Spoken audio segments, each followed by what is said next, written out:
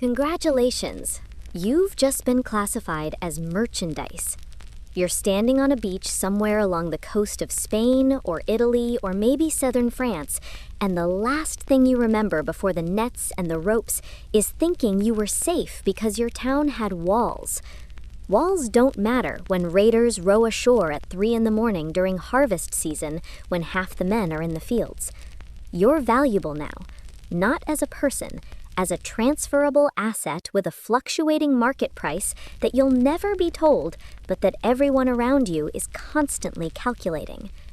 The corsairs who grabbed you aren't monsters in the theatrical sense. They're businessmen operating under letters of marque issued by the Ottoman Empire or the Regency of Algiers or the Sultanate of Morocco. This is legal. They have paperwork. Their investors back in Saleh or Tunis expect quarterly returns. You are one line item in a very detailed ledger that accounts for the cost of the raid, the cost of feeding you on the voyage back, and the projected sale price minus the tribute they'll pay to the Dey or the Bey or whoever's currently running the administrative apparatus of state-sanctioned piracy. You're on a galley now. You're not rowing, that's for the men. You're below deck in a space that smells like tar and vomit and bodies, pressed against other women and a few children who haven't stopped crying. Some of these women are from your village, some are from other raids. No one's explaining anything because explanation isn't part of the business model. You get water twice a day, you get bread that tastes like sawdust once a day. You learn very quickly not to ask questions because the men who come down to check on the cargo don't speak your language and wouldn't answer even if they did. Here's what you're starting to understand. Your value is tied directly to your perceived virginity, your age, your appearance, and your ability to generate future revenue through domestic labor or reproductive capacity. If you're young and conventionally attractive by Mediterranean standards, your price goes up. If you're older or married or visibly pregnant, your price adjusts downward, but you're still worth capturing because even low-margin goods contribute to overall expedition profitability. The raiders who took you did a visual assessment in about 15 seconds. They've done thousands of these assessments. They know what sells in Algiers versus what sells in Tunis versus what gets shipped further east to Constantinople or Alexandria. The voyage takes a week, sometimes 2, depending on weather and naval patrols. You're not seeing sunlight. You're developing sores from sitting in your own waste. One of the women near you is sick, fever sick, shaking sick, and by day 4, she's dead. They throw her overboard without ceremony because corpses don't generate revenue and they attract disease that could damage the rest of the inventory. You watch this happen. Everyone watches this happen. No one does anything because there's nothing to do. You're starting to learn that survival here isn't about courage or cleverness. It's about your body maintaining enough market value to justify the cost of keeping you alive. You arrive in Algiers. This is one of the major processing hubs. The city has infrastructure specifically designed for this industry: holding facilities, auction houses, scribes who document sales, officials who collect taxes on human transactions. You're moved from the ship to a bathhouse first because presentation affects price. They wash you, they give you different clothes, plain but clean. They feed you something that isn't bread. This isn't kindness. This is the same reason livestock gets groomed before auction. You're being prepared for display. The holding facility is a large building with interior courtyards. You're kept with other women in a room that's guarded but not locked, because where exactly would you run to in a city where you don't speak the language, don't know the streets, and are visibly foreign? Escape attempts happen. You see one on your second day. A girl, maybe 16, tries to walk out during a courtyard period. The guards don't chase her. They don't need to. She makes it 2 blocks before local residents return her because there's a reward system for reporting escaped captives and no penalty for participating in the recapture of foreign merchandise. She's brought back and beaten in front of everyone. Not brutally, methodically. enough to damage her resale value slightly but not enough to make her unsellable. This is a calculated business decision. The beating serves as deterrence theater for the rest of you while keeping the asset mostly intact. You learn another lesson. Resistance has been priced into the system as an acceptable loss that's less expensive than comprehensive security. You're in the holding facility for 3 weeks. During this time, you're assessed multiple times by different people. A physician examines you, checking your teeth, your eyes, your skin, asking questions through a translator about your health history. This information goes into a written record that will follow you through multiple transactions. A clerk interviews you about your background, where you're from, whether your family has money, whether anyone back home might pay a ransom. You understand now that there are 2 potential revenue streams: immediate sale or ransom negotiation. If your family is wealthy enough, you're worth more as a ransom opportunity than as a direct sale. If they're not, you go to auction. Your family isn't wealthy. Your father is a fisherman, your mother is dead. You have 3 brothers who are probably also captured or dead. No one is coming with ransom money. You're going to auction. The auction happens in a large courtyard. You're brought out in groups. Potential buyers walk around you, examining you the way they'd examine furniture. They touch your hair, they tell you to stand, to turn around, to open your mouth. The auctioneer describes you in Arabic. You don't understand the words, but you understand the tone. It's the same tone people use to describe the qualities of a horse or a bolt of fabric: serviceable, durable, appropriate for certain applications. A man buys you. You don't know his name yet. You know he paid slightly above average because the auctioneer seemed pleased and the man seemed annoyed about it. You're transferred to his household along with a receipt. The receipt is important. It establishes legal ownership. If you're found somewhere you shouldn't be, whoever finds you is legally obligated to return you to the address on the receipt or face penalties for theft. The household is large, 3 stories built around a central courtyard. The man who bought you is a merchant, moderately successful, with a wife and 4 children and 11 other enslaved people, most of them from raids like yours, some from sub-Saharan trade routes. There's a hierarchy among the enslaved that you're learning through observation, because no one's explaining it. Domestic slaves who work in the house have slightly better conditions than laborers. Slaves who've been here longer have informal seniority. Slaves who've converted to Islam are sometimes treated marginally better, though conversion doesn't mean freedom. It means a different category of unfreedom, with different rules. Your job is domestic labor. You clean, you cook, you serve meals. You wash clothes in the courtyard using methods you don't know, so you have to learn by watching and imitating, making mistakes that get you yelled at in a language you barely understand. The wife of the household manages you and the other domestic workers. She's not cruel by temperament, but she's not kind either. You're a tool she uses to maintain her household. When you work efficiently, she ignores you. When you don't, she corrects you, sometimes with words, sometimes with a stick kept specifically for that purpose. You're learning Arabic, not in any formal way. You're absorbing it through daily immersion because communication is necessary for task completion, and task completion is necessary for avoiding punishment. Within 3 months, you understand basic commands. Within 6 months, you can have simple conversations. Within a year, you're functionally conversational. Language acquisition doesn't give you power, it just makes you more useful, which makes you more valuable, which makes selling you to someone else slightly less likely, because the cost of training a replacement is a calculable expense your owner would prefer to avoid. There are men in the household: the owner, his 2 adult sons, his brother who lives on the 3rd floor. You're learning to navigate the specific danger they represent. The owner largely ignores you. You're beneath his direct notice most of the time. The sons are younger, and sometimes they look at you in a way that makes your survival instincts activate. The brother is the problem. He corners you in hallways. He touches you when no one's looking. You tell the wife. She tells you to avoid being alone with him, which isn't advice. It's a reassignment of responsibility. The structural problem isn't his behavior. It's your failure to successfully avoid him. This continues for months. You develop strategies. You move quickly through certain parts of the house. You time your tasks to avoid his schedule. It works until it doesn't. He rapes you in a storage room on a Thursday afternoon. You report this to the wife again. She's angry, but not at him. She's angry because now there's a complication. If you get pregnant, there are legal implications.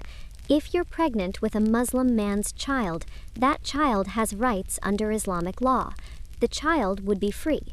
You might eventually be free after the child is grown, but that's years away, and it creates administrative complexity no one wants.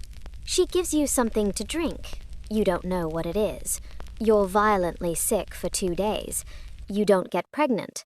The brother stays away from you for a while, not because of consequences, but because he's lost interest or found someone else, or simply because the household has recalibrated around the incident without addressing it. The owner never knows, or he knows and doesn't care, or he knows and the brother is valuable enough that the cost of confronting him exceeds the cost of managing the aftermath through you.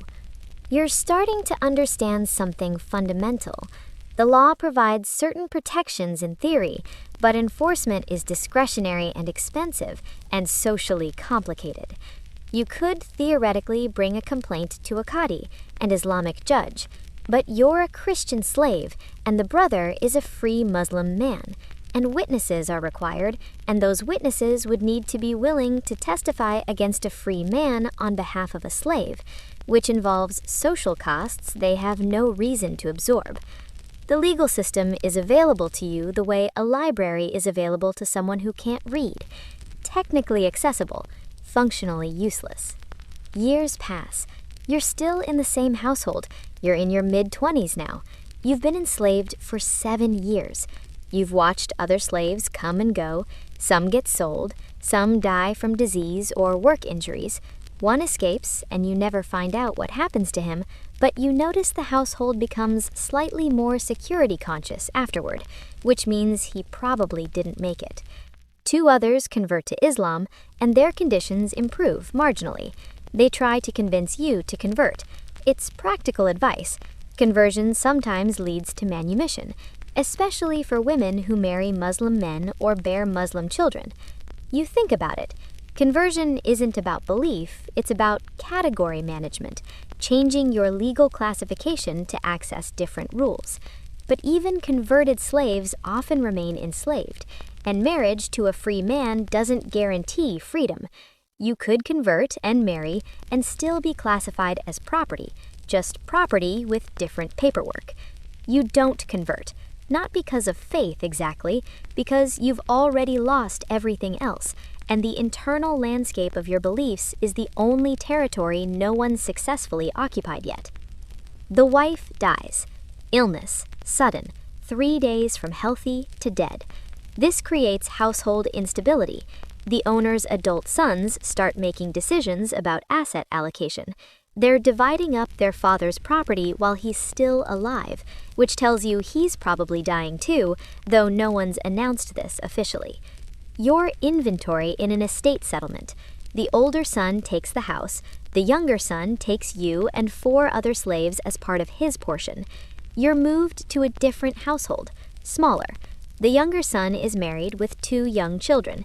His wife is 19 and has never managed a household before and doesn't know what she's doing. This creates chaos. She gives contradictory orders. She doesn't know how much food to buy. She doesn't know how to manage the budget. You end up managing significant portions of the household operation because someone has to, and she's overwhelmed, and you've been doing this for years. This gives you informal power, but not actual power. You're more valuable to this household, which means you're less likely to be sold, which is good for stability. But it also means you're more integrated into their daily dependency structure, which makes you more replaceable through training rather than less enslaved through value. The wife relies on you. She asks your opinion on purchases. She has you teach her how to negotiate with market vendors. You're becoming essential, and essential just means they can't easily liquidate you, not that you have autonomy. The younger son's business isn't doing well. He's a merchant like his father, but he's bad at it. He makes poor investments, he extends credit to people who don't pay him back, Within 2 years, the household is in financial trouble.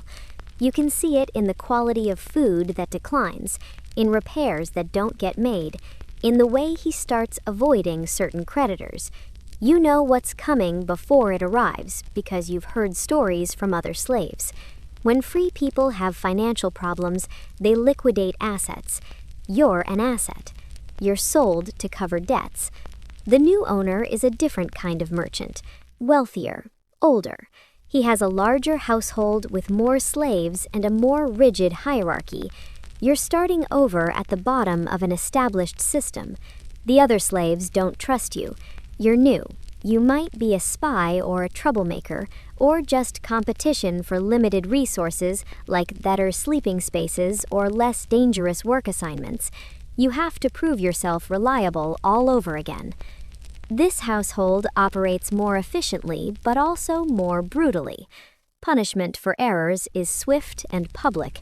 A slave who steals food gets his hand broken. A slave who talks back gets beaten unconscious. You witness these punishments. Everyone does. That's the point.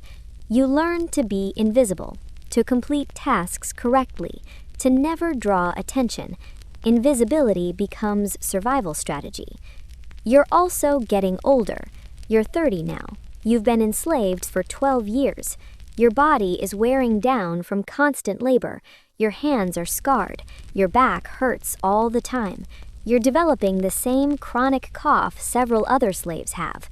Something about the dust and the poor ventilation and the fact that medical care for slaves is an expense owners avoid unless the slave is valuable enough to justify it. You're not that valuable anymore. You're middle-aged by the standards of enslaved life expectancy. You're past your prime resale value. You're entering the phase where you're worth more as continued labor than as a sale, but only barely. A new group of captives arrives in Algiers. You see them in the market. They're from a French coastal raid. They look exactly like you looked 12 years ago, terrified, confused, still thinking this is a temporary situation they'll escape from. You know better now. Most of them won't escape. Most of them will be exactly where you are in a decade, if they survive that long, which many won't. Some of these new captives are ransomed within months, their families paid, their governments negotiated. They go home. You watch this happen and you feel nothing, which surprises you. You thought you'd feel envy or grief or something, but you've been reclassified internally. You're not a captured person anymore. You're just a slave. That's not depression exactly, it's adaptation.